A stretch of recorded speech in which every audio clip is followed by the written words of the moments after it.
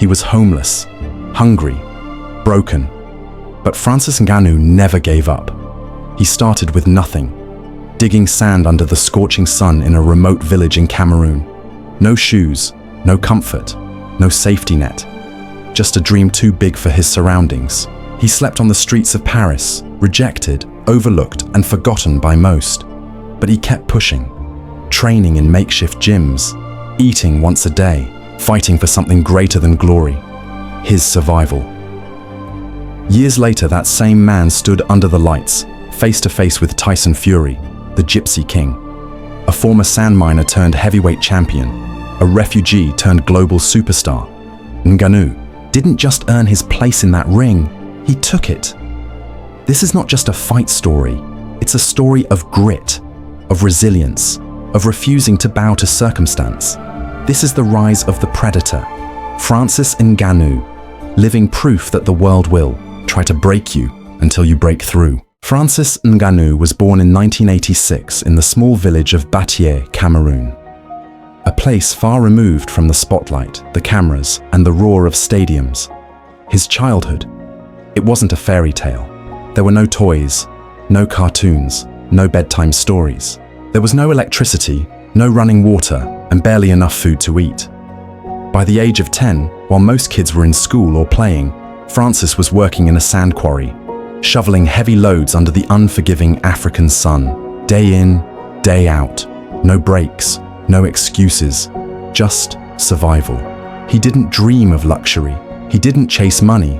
What he wanted was something most people take for granted. A chance to prove himself, a chance to escape, a chance to become a boxer. No one believed in him. No one gave him a roadmap. But Francis didn't wait for permission.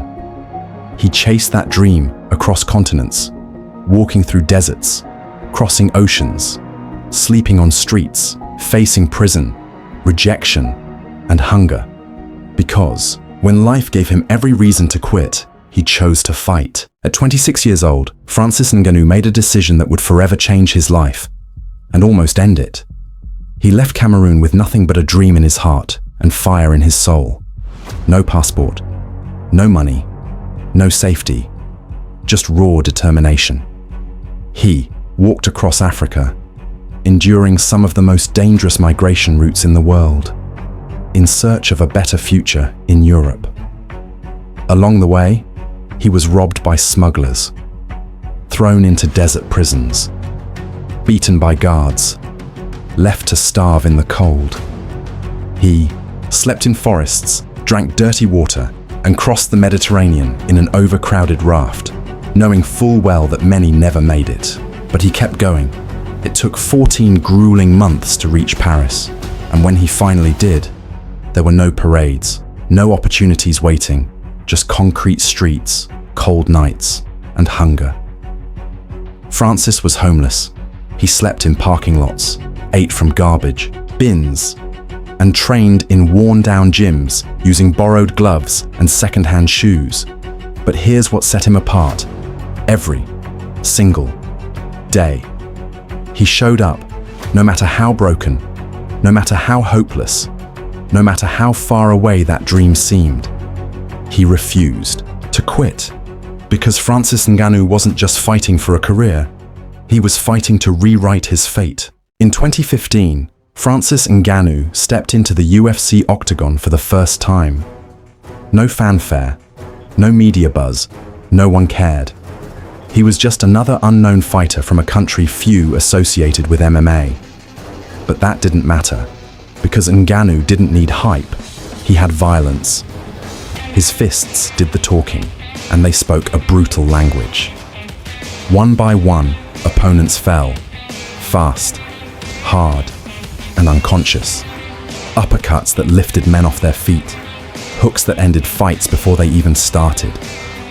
The MMA world had never seen raw power like this. Commentators were stunned. Fans were shocked, and fighters, they were terrified. Francis wasn't just winning, he was annihilating people. Some started avoiding his name, others pulled out of fights. Dana White, the UFC president himself, called him the scariest man alive. And Francis Ngannou has the world record for the most powerful punch.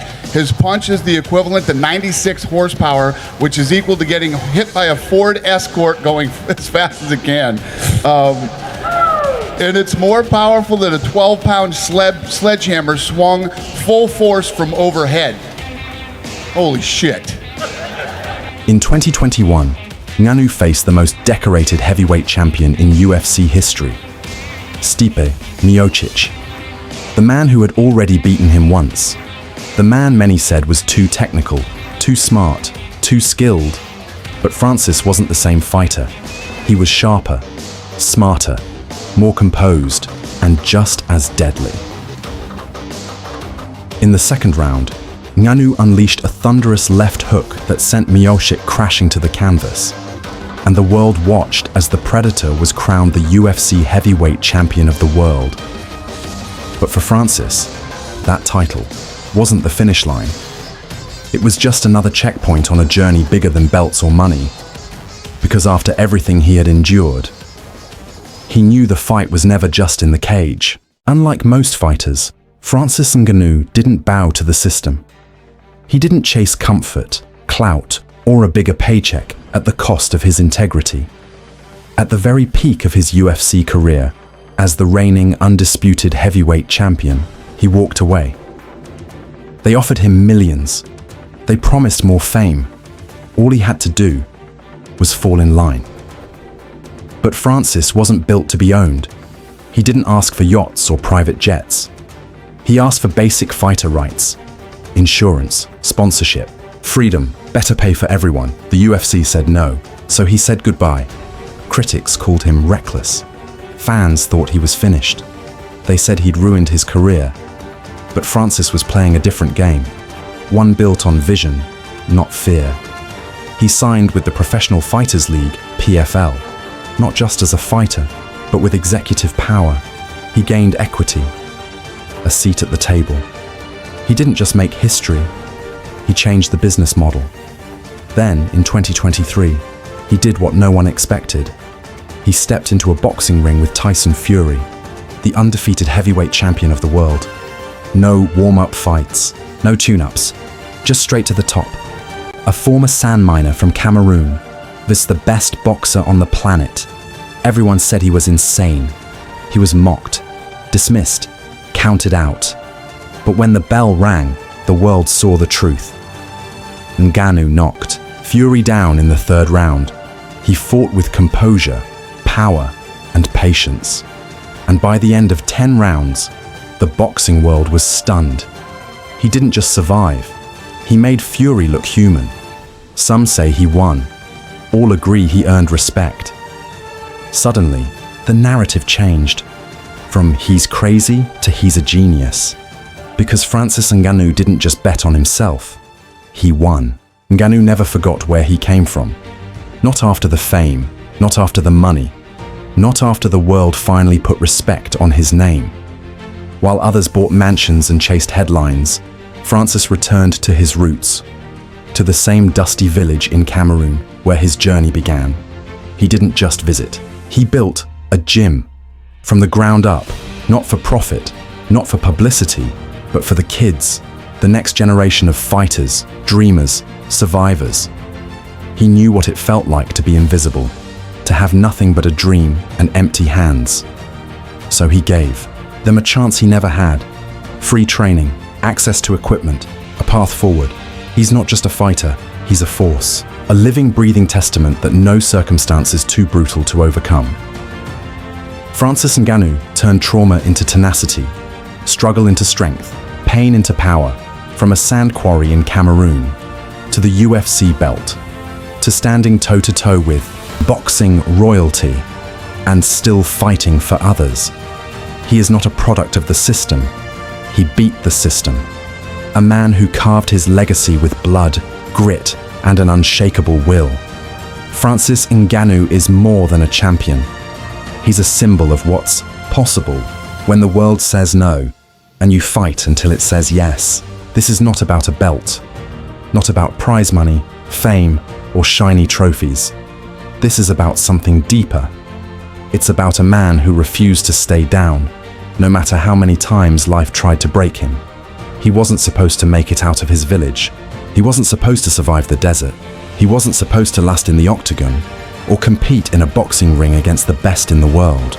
But Francis Ngannou didn't care what he was supposed to do. He rewrote the script. He refused to let circumstance define him. He didn't just beat opponents, he beat the odds. This is not the story of a fighter. It's the story of a man who fought the world and won. He showed us that strength isn't just in muscles. It's in endurance. It's in perseverance. It's in refusing to quit, even when everything tells you to. This is the story of Francis Ngannou, the predator, the survivor, the revolutionary. Subscribe for more stories like this, stories that remind you, nothing is impossible when you refuse to back down.